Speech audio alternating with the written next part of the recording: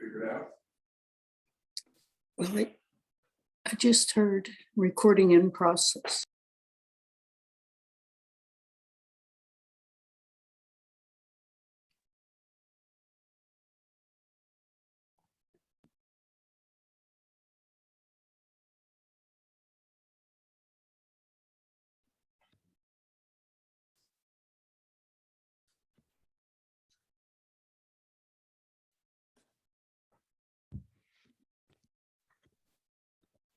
Thank you so much, everyone, for being here. While we are still seeing a few people join us from the waiting room, let's go ahead and get started. I think we're first going to hear from Cameron, and Cameron, you're still muted. Sorry about that. I was muted. I was talking and I was talking to myself. I first want to say thanks everyone for joining us this evening. We hope you all enjoyed this conversation. Just as a reminder, this meeting is being recorded. I'd like to ask you to stay muted during the event as well as to not interrupt the conversation.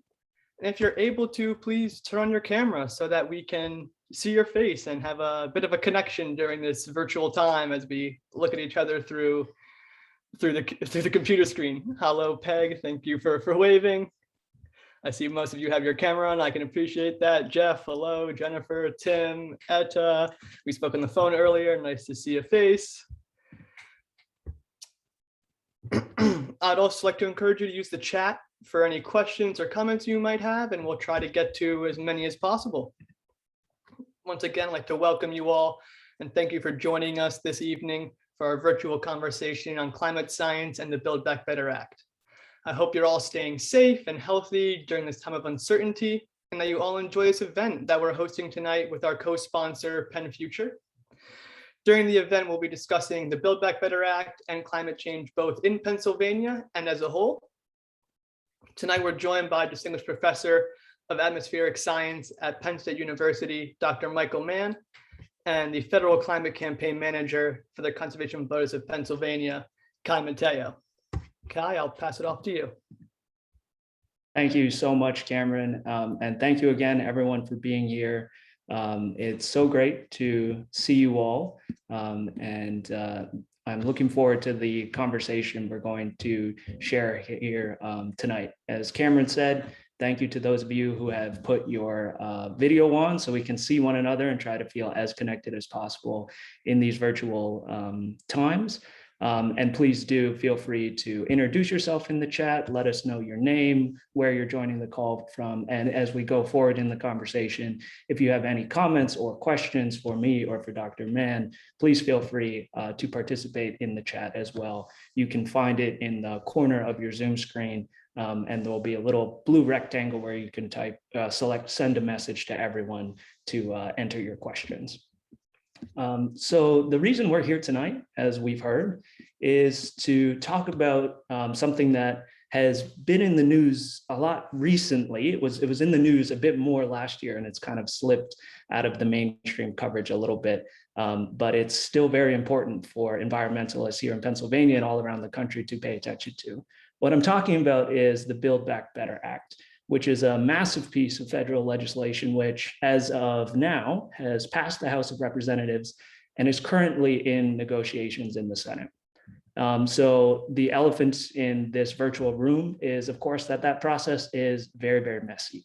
And we know that the bill is not moving as quickly as we might hope. There are still important decisions being made and negotiations happening behind the scenes.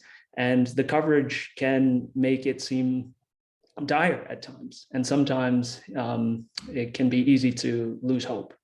But one of the reasons we're here tonight is that there is cause for hope. As I mentioned, the negotiations are ongoing, and it's incumbent on people like us, environmentalists all across the country, especially here in a critical state like Pennsylvania, to demonstrate to our leaders in Washington and beyond the importance of going back to the negotiating table and getting this critical piece of legislation over the finish line. So what is the Build Back Better Act, and why does it matter so much? So the Build Back Better Act is a central part of President Biden's domestic policy agenda. It includes, simply put, the largest federal investment in fighting the climate crisis ever, full stop. $550 billion in total climate investments. And we in Pennsylvania know all too well why this matters and why we need to take action to address the climate crisis urgently. From 2010 to 2020, over that 10-year period, our Commonwealth experienced 37 extreme weather events, costing up to $10 billion in damages. The Build Back Better framework will address the root cause of that climate crisis, something we're going to discuss at length here tonight with Dr. Mann, by reducing greenhouse gas emissions with a target of reducing greenhouse gas levels by 50% below 2005 levels by 2030, and transitioning to a 100% clean energy economy by 2035. It will do so, as you might be able to see on my Zoom background here, by creating good paying union jobs, by growing domestic industries, and critically advancing environmental justice. The framework represents the single largest investment in the different aspects of our economy that can be part of the solution to the climate crisis. This includes refurbishing buildings, building new kinds of clean transportation, addressing emissions from industry, from electricity generation, from agriculture, and bringing climate smart conservation practices to our lands and water. Something a lot of people on this call have surely heard about, have maybe even been involved in organizing for, is the Civilian Climate Corps, which will be part of the Build Back Better Act, which will enlist a diverse generation of Pennsylvanians in conserving our public lands, in bolstering community resilience, and in putting people on the pathway to those good paying union jobs, all while getting them involved from an early age, from the beginnings of their careers in addressing the climate crisis. The Build Back Better Act is more than just a climate bill. It is a critical investment in environmental justice and in the working families in our country, one of the largest in our history. It will do things like put the country on a pathway to replace all the lead pipes in our drinking water system, expand access to affordable meals for school children, strengthen the Affordable Care Act to make healthcare more accessible. This is just a small summary of some of the critical policies contained in the Build Back Better Act. And it's important, that is an understatement, it's so important for us to keep the momentum up, keep people focused on this event, and involve our legislators, our representatives in conversations about why we need this urgently and why we need to pass it through Washington as soon as possible. I'm so excited tonight to be joined by a real expert in the study of climate change who can help us understand the need for something like the Build Back Better Act and what the policies contained within it will actually do to address the root causes of the climate crisis. Dr. Michael Mann is, as we heard earlier, a distinguished professor of atmospheric science and director of the Earth Systems Science Center at Penn State University. His research focuses on climate science and climate change. He has received numerous awards, including the National Conservation Achievement Award of the National Wildlife Foundation, the Friend of the Planet Award from the NCSE, the Award for Public Engagement with Science from the AAAS, the Tyler Prize for Environmental Achievement, and election to the National Academy of Sciences in 2020. He made Bloomberg News's list of 50 most influential people in 2013. He has authored more than 200 publications and 5 books, including Dire Predictions, The Hockey Stick and the Climate Wars, The Madhouse Effect, The Tantrum That Saved the World, and The New Climate War. We're so excited to be joined by Dr. Mann tonight, and we'll turn it over to him. Thanks for being here. Well, thanks so much, Kai. It's great to be here with you and the others to talk about this immense challenge that we face. It's the greatest challenge that we face as a civilization. And, you talked about the importance of hope, and hope is really important here, especially at times like these when it can seem that meaningful action is so far away and we're feeling the devastating impacts of climate change now on a daily basis. Unprecedented tornado outbreaks, flooding events here in Pennsylvania, wildfires in Colorado in the middle of the winter. We are now seeing the devastating consequences of decades of climate inaction. And so there is great urgency. We do need to act now. But I always try to emphasize that there's also agency. And that gets at the issue of hope, that it's not too late to prevent the worst impacts of climate change if we get our act together. And that means bringing our carbon emissions down dramatically within the next decade, by 50% within this decade. Now, the good news is that's possible. We have the technology to do that. There's some who, claim we need some sort of technological miracle, that we have to wait for new technology or rely on dangerous technologies like geoengineering or reliance on massive carbon capture to address this problem. But we don't. We have the solutions now in the form of renewable energy and existing energy storage technology and smart grid technology and conservation measures. And so the obstacles to action aren't technological at this point. They are political in nature. This is a major focus of my most recent book, The New Climate War, which really is about the challenges that we face today as we get past denial. The forces of inaction, and I call them inactivists in the book, fossil fuel interests and those promoting their agenda, those who want to keep the status quo, who want to block the transition away from fossil fuels to renewable energy.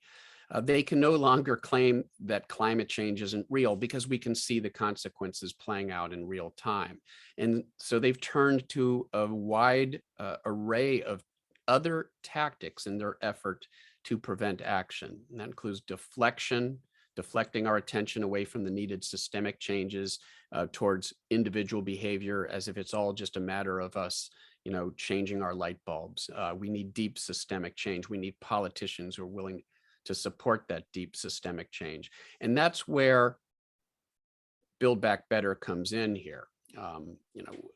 There are, efforts also to sort of deny our agency, to convince us that it's too late to do anything about the problem. Because if we come to believe it's too late, that potentially leads us down the same path of disengagement as outright denial. So again, we have to recognize that we do have agency, but there is urgency. We need to pass the Build Back Better plan here with the climate provisions intact, because the United States needs to lead on this issue globally. We've seen that when we do take a leadership role, the rest of the world comes to the table. We saw that under the Obama administration.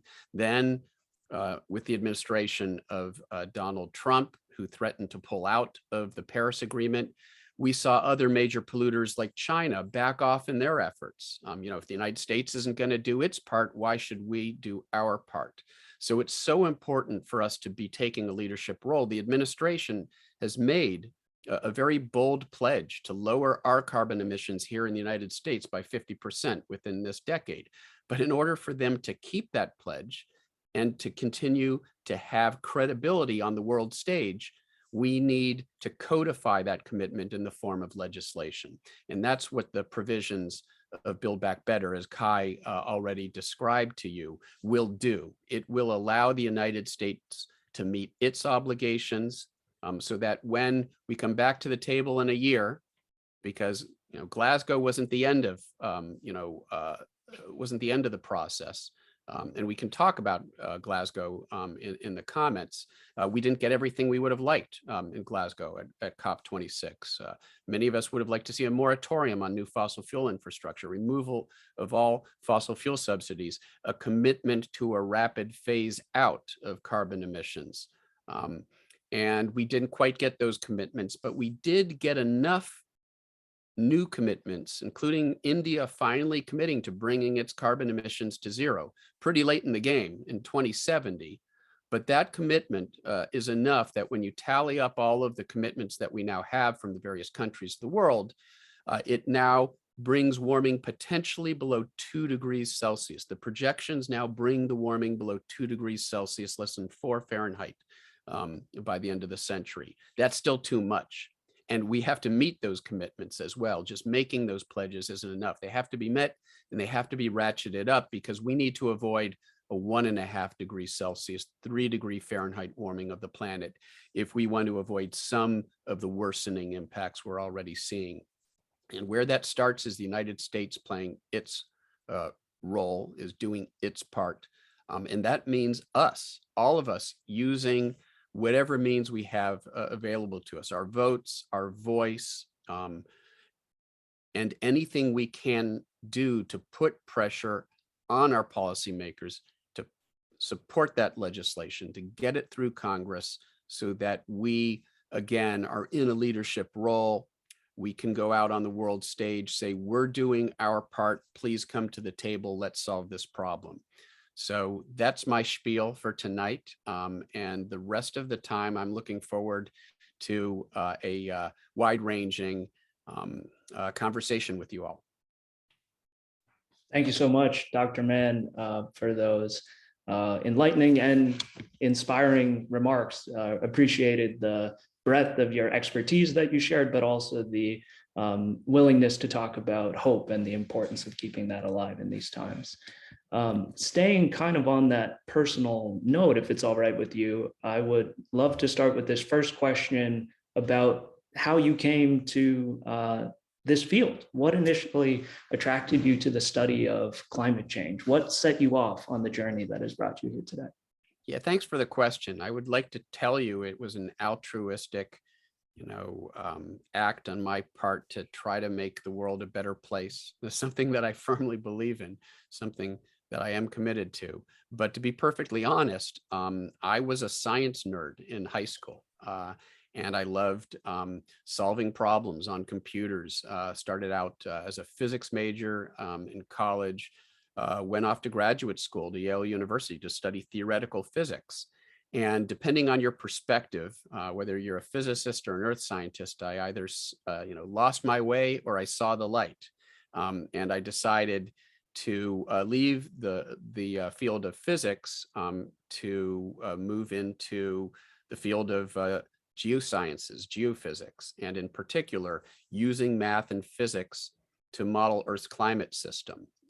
I ended up deciding to work for a professor in the Department of Geology and Geophysics at Yale University who was modeling Earth's climate system. And it sounded like a fascinating problem to me, where I could use the math and the physics, skills that I had acquired to work on a really interesting problem. And that's how it started out.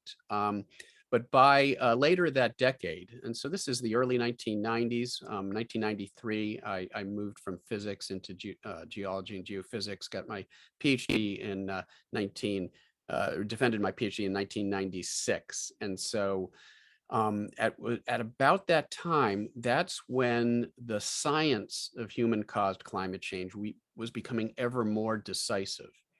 And by the end of that decade, 1998, when I was a postdoctoral research fellow of the Department of Energy, working at the University of Massachusetts, I collaborated with some scientists there to attempt to extend the record of surface temperatures back in time so we could assess just how unusual the warming that we're seeing really is. And that would inform our understanding of how much of an impact we are having on our climate. That resulted in a now iconic curve that's known as the hockey stick. It goes back 1,000 years, and there's this dramatic spike. That's the blade, if you will, of the hockey stick. And what it's telling us is that the warming trend of the past century that coincides with the Industrial Revolution, it was unprecedented as far back as we could go, 1,000 years. The warming spike really was quite remarkable in the context of the record we were able to obtain. Since then, more than 2 decades longer, other scientists have extended that. We now know that the warming spike that we're seeing is unprecedented in tens of thousands of years, probably hundreds of thousands of years. And the spike in CO2 that's responsible for it, and we know is from the burning of fossil fuels, that spike is unprecedented in millions of years. So we're engaged in this massive experiment with the one planet we have. And just to sort of wrap up this answer, So when we published the hockey stick curve in the late 1990s, it suddenly became very contentious because it was such a powerful image, and that made it a threat to carbon polluters, to the fossil fuel industry. And they engaged in an effort to discredit the hockey stick. They attacked me personally. And rather than sort of retreating into the lab room, I decided to fight the good fight, because I knew just how high the stakes were. And so while it isn't what I signed up for, I didn't sign up for a hockey fight. Ultimately, I have embraced the role that this is, provided me to inform the public discourse over what is arguably the greatest challenge that we face as a civilization. I feel, privileged to be in a position to do that, even though it's not at all what I had envisioned, and it's not at all the path that I had originally set out on, but it is where I found myself, and I have no regrets. Thank you. From the hockey stick graph to a political hockey fight. What a transition. Thank you for sharing that story, Dr. Mann. You mentioned your research and what it has looked like, the transition from physics to earth sciences, modeling the temperatures of the earth going back thousands and thousands of years. I'm wondering if we can dive deep into that and give the people on this call, if we can, if you will, nerd out a little bit. I think we probably got some climate science nerds on the call. How do you actually do that? How do you model that far back in time? So it's a great question. Two different ways. We can actually model, try to take a theoretical model of Earth's climate system that solves the laws of physics, and we can drive it with the different factors that we think were responsible. Past volcanic eruptions, small but measurable changes in solar output, and of course, the human impact of increasing greenhouse gas concentrations. So one line of inquiry actually involves using climate models and driving them with the natural and human factors that we know govern the climate. That's not really what we did back in the late 1990s. We simply provided the target. We reconstructed what those temperatures actually were. Because we don't have thermometers that go back hundreds of years. So we turn to things like tree rings and corals and ice cores, natural archives that record something about the climate going way back in time. And we used all that information to literally reconstruct how global surface temperatures changed over the last 1,000 years. But that alone doesn't address the question. All right, so there's this spike over the past century. How do we know it's due to us? It isn't just some fluke. Well, that's where the models come in as well. And I've collaborated with other scientists in taking climate models, and we can drive them with the different factors. And one of the things you find is if you just drive them with the natural factors, the curve doesn't fit. The climate actually wants to cool over the past century because there was sort of a flattening of solar output, and there were a number of big volcanic eruptions. So when you drive the models with the natural factors alone, the globe should have cooled slightly over the last half century. And of course, that's not what it did. It's warmed abruptly and dramatically. And you can only explain that when you put the human factor of carbon pollution into the models. And so that means that we can both reconstruct how the climate changed back in time. We can see that the modern warming is unprecedented in that context, but we can also use our knowledge of the physics of the climate system to demonstrate that that warming really is due to us. It's due to fossil fuel burning and the carbon pollution from that. Thank you again for such a comprehensive but easily digestible answer. I definitely don't have the scientific chops to go much deeper than that, but I feel like I was with you every step of the way. So thank you Awesome. for bringing us along there. Thanks, Guy. The next question really gets to that moment when you were talking about the development of the research that led to the hockey stick curve. And I got to be honest, where my mind went in that moment was a scene from the movie that just came out, Don't Look Up, when the scientists in that movie discover the comet that's going to collide with the world and lead to an extinction level event. what was it like in the scientific community when the scale of the problem we were facing became so readily apparent? Can you take us back to what it was like to be a person in that room who had that understanding before so many of us did? Sure, and thanks for mentioning the film, because the film is really an amazing metaphor. It's an extended metaphor for the climate crisis and climate inaction. And I've had the pleasure of getting to know Leonardo DiCaprio, and he did such a wonderful job in that role. In fact, just to spill a little bit of tea, or some of you might have even read this. In an interview, he actually said that the character was in part inspired by me, by name. And I didn't know how to take that, whether that was good or bad. If you've seen the film, and I won't give it away, he makes some dubious decisions at certain times. But I think what Leo meant was that he understands the struggle that we scientists have gone through in, trying to wake up the public, and in particular our policymakers, to the reality of this threat. And it's really so well captured in this film. It was so wonderfully directed by Adam McKay, who's one of my favorite directors, and just the ensemble cast. It was an amazing cast, and I think it really did help communicate in a funny sort of way, using satire and ridicule.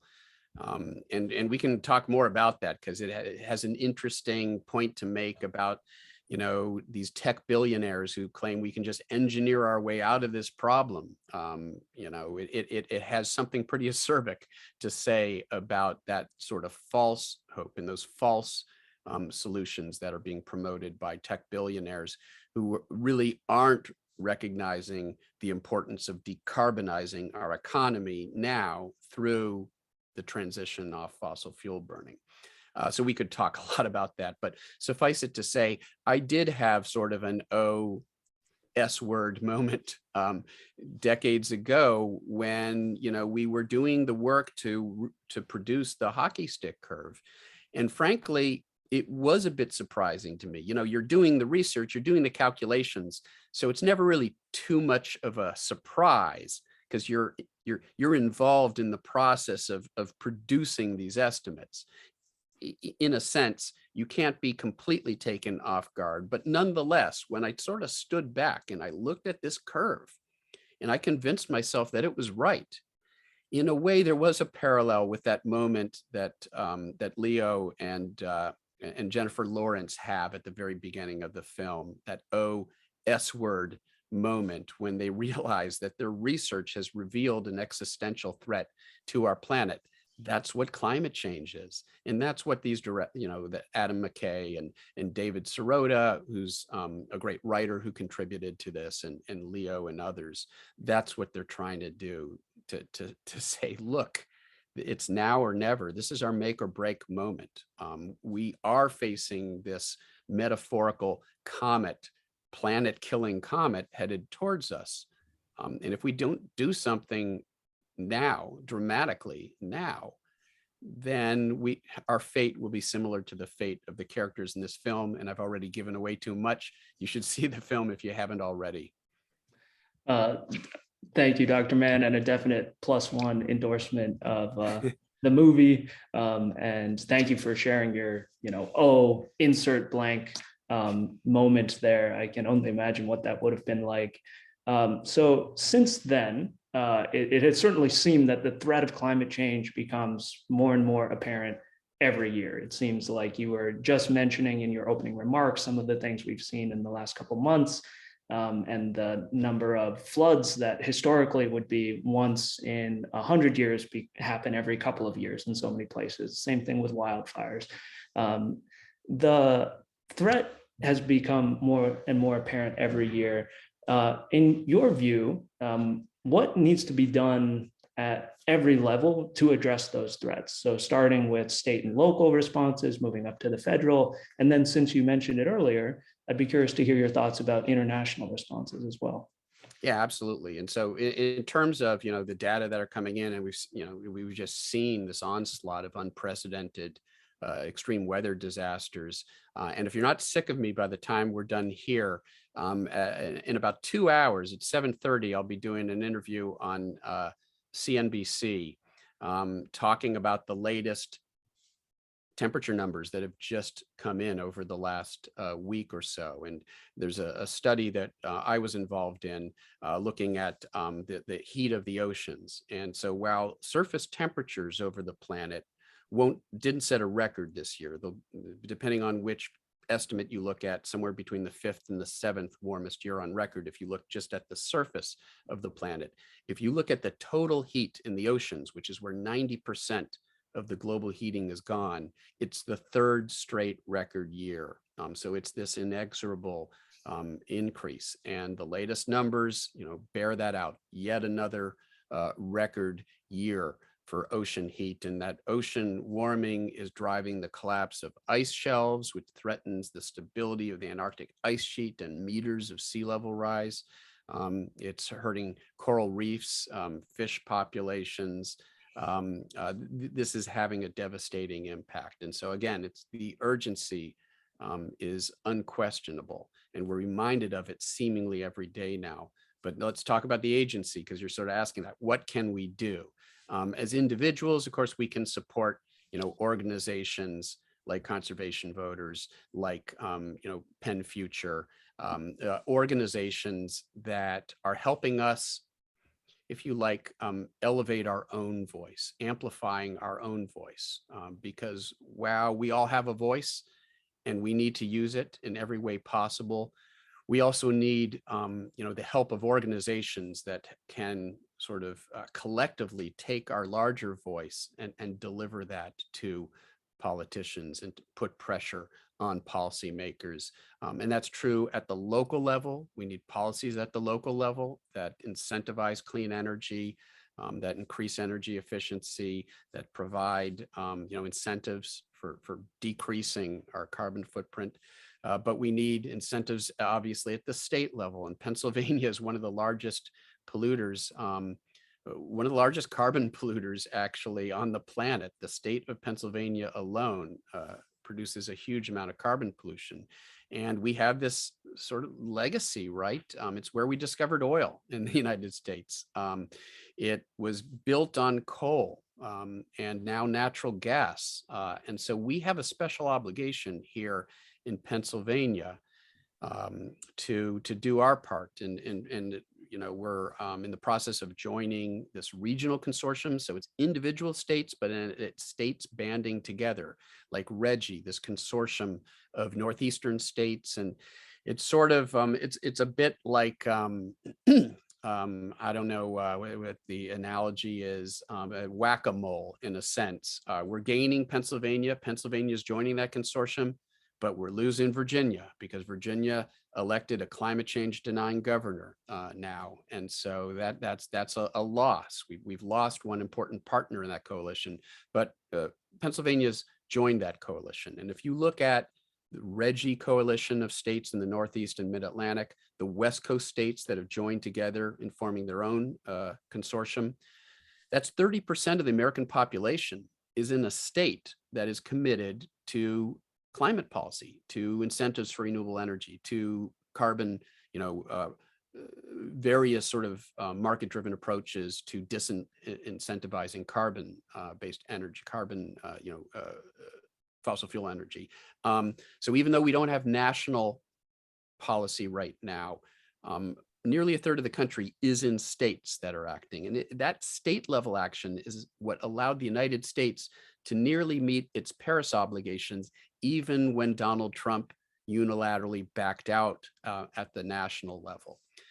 Finally, though, if the United States is to be able to keep its word, and again, global climate action right now is really contingent on a small number of major polluters coming together and agreeing to act meaningfully. And that includes the United States, it includes China, it includes India. And those negotiations are fraught, they're complicated because, India we had 2 centuries of access to cheap, dirty energy, and we built our economy on that. And rightfully, China and India say, hey, if you don't have your act together, if you're not doing your part, why shouldn't we have the same opportunity? And so part of that means that we have to provide, for example, financing to the developing world so that it is economically advantageous to them to leapfrog past this stage that we can't afford them to go through. They can't make the same mistake we made. They can't go through the fossil fuel stage of economic development. They've got to leapfrog to renewable energy. We've got to make it worth their while.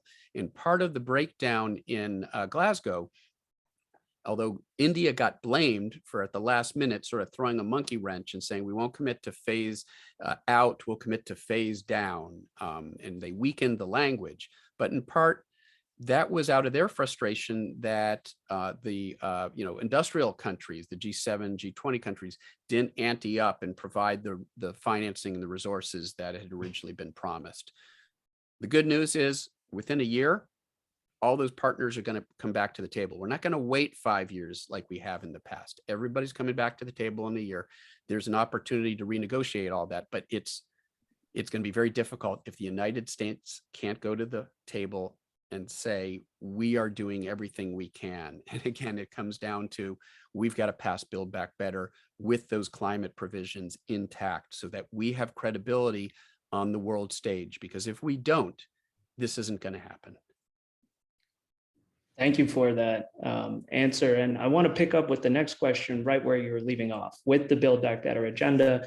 And we have a question here from Andrew, who asked simply, is a 50% reduction the target that President Biden has set for 2030? Is that enough?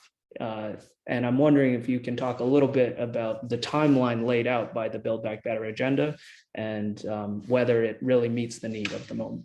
Yeah, thanks, Andrew. It's a great question. And, and the answer to it is a bit nuanced.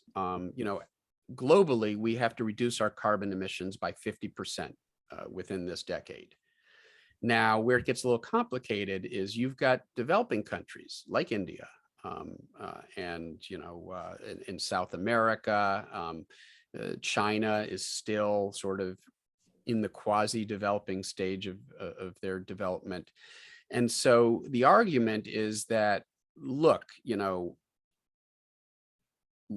we don't have this legacy of having polluted for 2 centuries. The United States is the largest cumulative carbon emitter on the planet.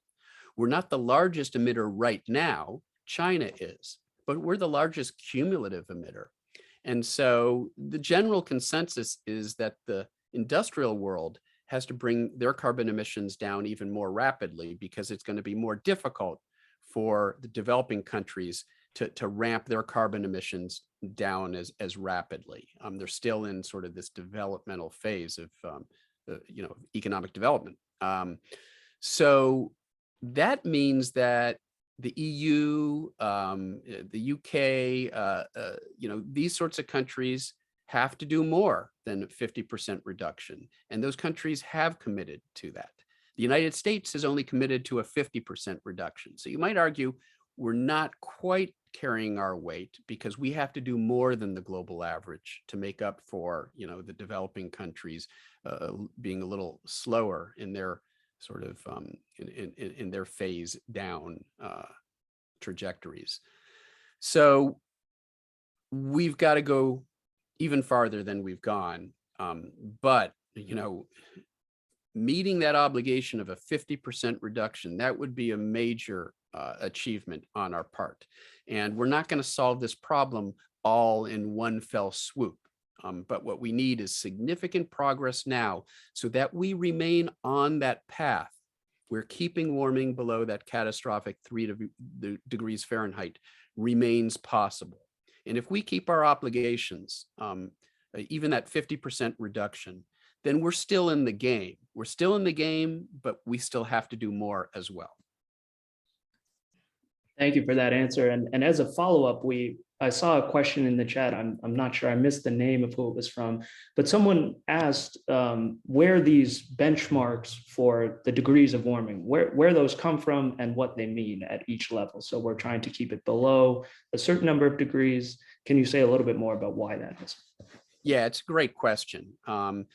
Some years ago, there was this discussion about what constitutes dangerous interference with the global climate. And at some level, it's sort of a technicality. I would say we've arrived at dangerous climate change. Just if you look at the events that we're now dealing with, it's arrived. If you're Colorado, it's arrived. If you're Puerto Rico, it's arrived. If you're Florida, it's arrived. If you're Pennsylvania, the epic flooding that we saw with Ida, it's arrived. That was devastating for for Philadelphia, for other parts of our state that were impacted by that event. So dangerous climate change has arrived. And the question now is, how bad are we willing to let it get? And if you look at sort of, what climate scientists do is they take the model projections and then they couple those climate model projections to models of human health or models of river flows, models of national security, competition, conflict, and look at the projected impacts that amount of warming and the associated climate changes will have. And there's a subjectivity to it. How bad, again, are we willing to let it get? But it's reasonable to say that if you look at the net impacts across the board, whether it's health, our economy, there is no economy on a dead planet after all. There's no economy if we experience, catastrophic climate change. But health, agriculture, national security, and conflict across the board, those projections start to look pretty bad when we exceed roughly 1.5 degrees Celsius warming, 3 degrees Fahrenheit. We start to be in danger of causing the collapse of much of the West Antarctic ice sheet. And ultimately that gives us not feet, but meters of sea level rise. We destroy the major coral reefs of the world, including the Great Barrier Reef, which is already threatened with extinction, with destruction. 1.5 Celsius, 3 degree Fahrenheit looks really bad. 2 degrees Celsius, that looks even worse. And business as usual, if we really fail to act at all and we warm the planet by 4 or 5 degrees Celsius, 7, 8, 9 degrees Fahrenheit by the end of the century, that is where we start to get into the sort of, the range of, the collapse of civilization as we know it. We can still avoid that, but it will require concerted action. And so that's sort of, it isn't like a cliff that we go off at some amount of warming.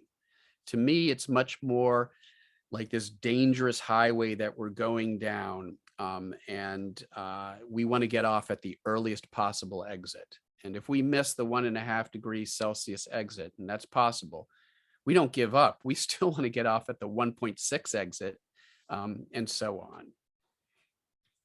Thank you. And I'm just checking here. In that analogy, we're driving an electric vehicle, right? Well, yeah, if you're Joe Manchin, you're driving a Maserati, unfortunately, a gas guzzling Maserati. But we could have a whole conversation about that.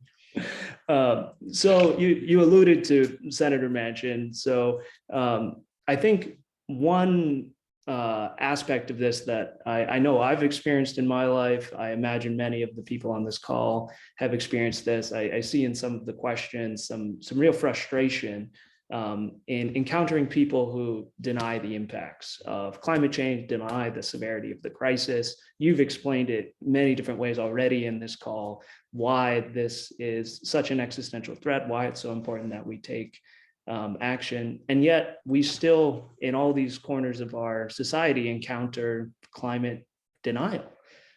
So how do you respond in those moments when you encounter that? What would you say to those who are skeptical of the science that yourself and others have contributed to that allows us to understand where we are? And what advice would you offer people on the call in those moments?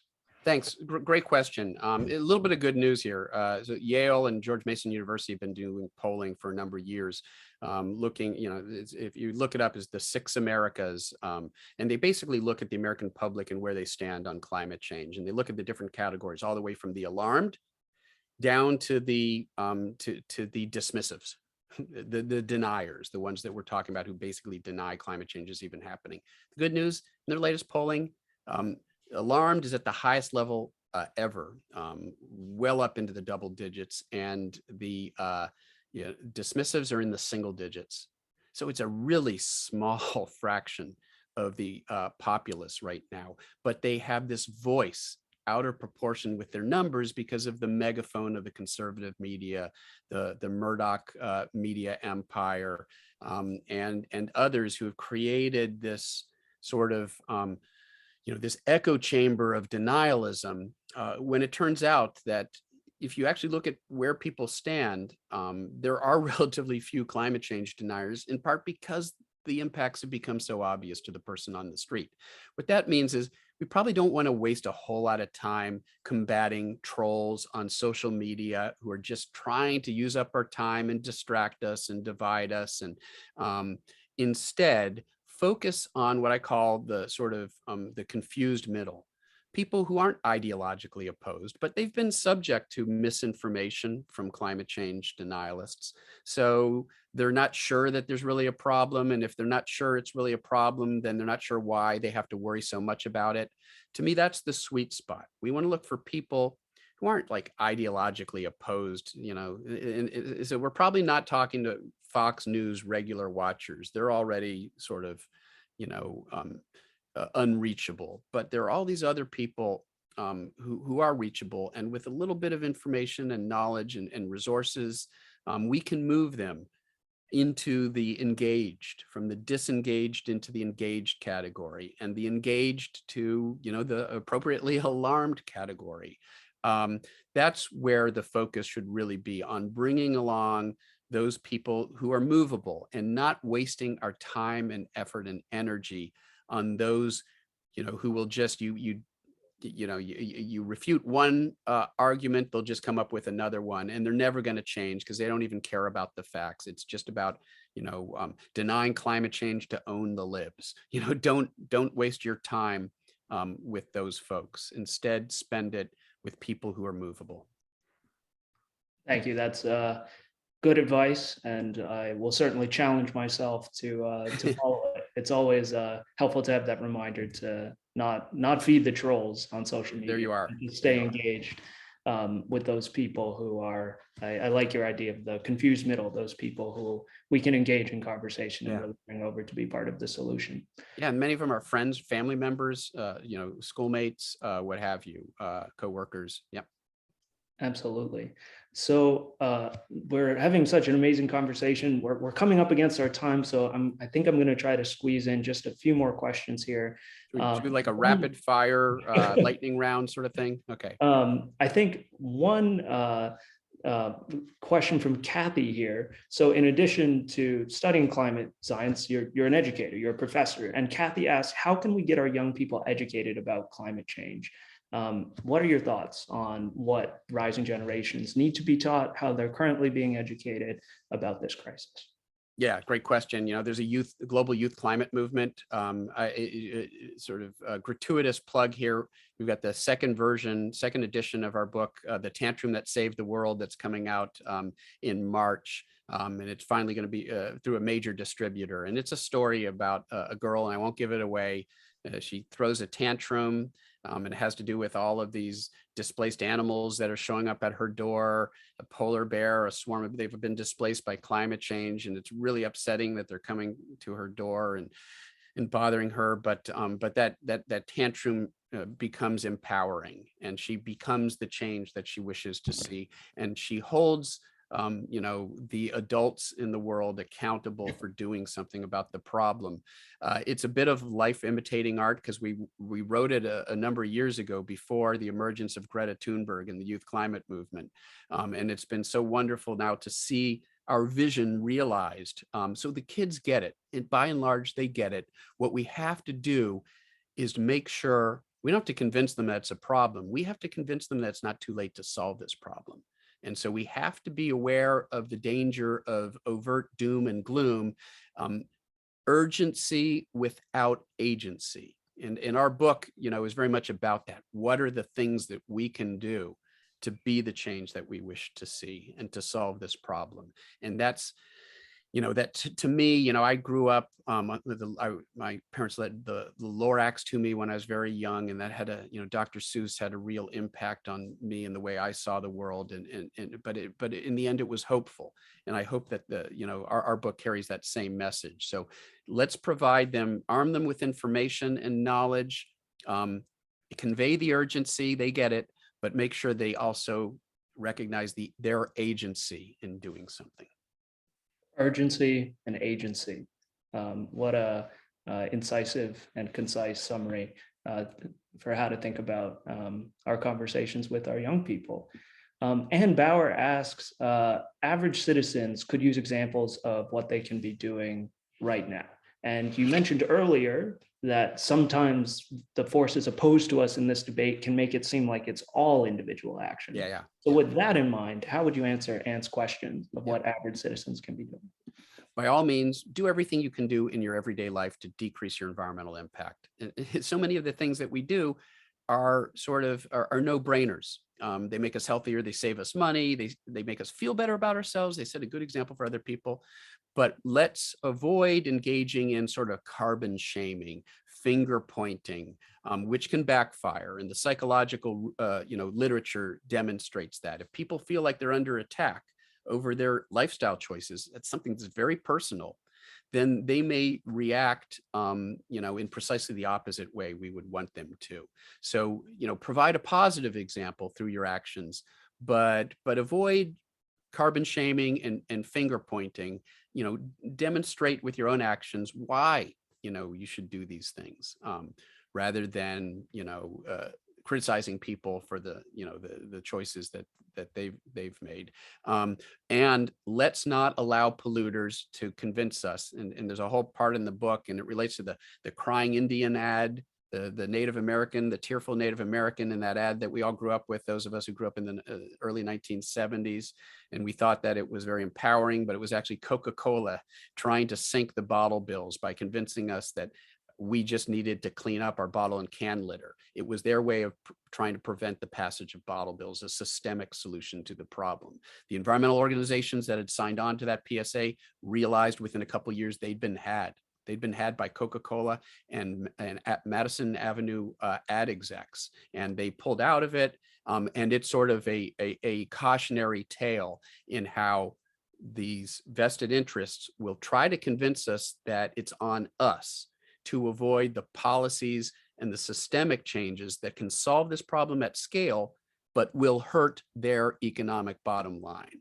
So let's realize that individual action is no substitute for the policy action. The policy action requires individual action, us demonstrating, voting, using our voices, collective action, banding together to put pressure on policymakers so that they vote in our interests rather than for the special interests. So thank you so much for that answer, Dr. Mann. It transitions us perfectly to our final question. We've spoken tonight about science, we've spoken about urgency, we've spoken about agency, and bringing it all the way back to the beginning of our conversation. We've also talked about hope. So you're mentioning the need for systemic change. We're here tonight to talk about the $550 billion investment of the Build Back Better Act. And I'm wondering if you can help us understand what the world might look like if we pass this bill. What do we have to look forward to 5 years from now, 10 years from now? If we, as you said, advocate with our legislators, raise our voices, make sure we're pushing back against those vested interests and get this done. Yeah, so I realize we're running out of time, so I'll put it pretty simply. We can have our cake and eat it too. We can continue to thrive. There are far more jobs available in added capacity and renewable energy that there are today in the largely automated coal industry, for example. And Build Back Better, of course, will put people to work cleaning up the damage that we did, and that will provide constructive jobs as well. So we can both have jobs, a healthy economy, and a healthy planet at the same time. Don't let polluters convince you that it's a choice between those two things, the economy and the environment. That's a false choice that they've tried to instill for years, this idea that we have to choose between these things. We can do both. and they know it. And who will be hurt are, fossil fuel barons. Yeah, it'll be bad for them, but it'll be good for everybody else, for workers, for society writ large, for our economy. So it almost sounds too good to be true, but it's not. We can have both a healthy economy and a healthy environment. We just need politicians who are willing to act on our collective behalf, once again, rather than for the narrow economic interests of polluters. Very well said. Thank you so much for that answer, Dr. Mann, and for all your comments here tonight. We will begin wrapping up our event now. So I know we're virtual, but if we could, I'll just invite everyone to join me in a round of applause or the jazz hands to show our appreciation for our speaker here tonight, Dr. Mann. Thank you so much for engaging with all of us in this conversation. We are going to pick up right where Dr. Mann left off in terms of holding our legislators accountable and doing what we can to put pressure on them to pass the Build Back Better Act. And with that, I'm going to pass it back over to Cameron, who can show us all how we can stay involved. Yeah, I just want to echo what Kai said there. Thank you, Kai, and thank all of you for being here tonight. Special thank you to you, Dr. Mann. I hope everyone here enjoyed that conversation as much as I did. I know there's a lot of questions that we didn't get to from you guys in the chat. We tried our best. There's a lot coming in, and we love to see your engagement on this topic. That's what this is all about. And with dedicated members like you, we can hopefully get action here from our members. And if you want to protect the future, we have a petition you can sign, which will send a letter to Congress. I've seen some people dropping some of their representatives here in the chat that they want to see take action. So if you would do that, I'm going to put it in the chat right now. You can use this link, send a letter. I know it feels futile at points, but I promise you these do make a difference. And if you plan to take action, you want to give me a thumbs up on your camera screen or put a thumbs up in the chat. I see Paul, I see Jennifer, I see Jane. Thank you, James, Tim, Joanne, Russ, Damon, goes on and on. Thank you all. We really, really appreciate it. We can't get any of what we get done without you guys. And simple actions like this go a long way. So once again, I just want to thank you all for coming. And just as a heads up, there will be a follow-up email coming out in the following days that will include a recording of this event and other ways to stay involved. Have a great night. Thank you all for being here, and we hope to see you at our next event. Thank you all very much. And a special thank you to all of you who joined us, to our co-sponsors, PennFuture, for being involved with Conservation Voters of Pennsylvania. And thank you again to Dr. Mann. Good night, everyone. Good night, everyone. Good night. Thanks. Thank you, Dr. Mann.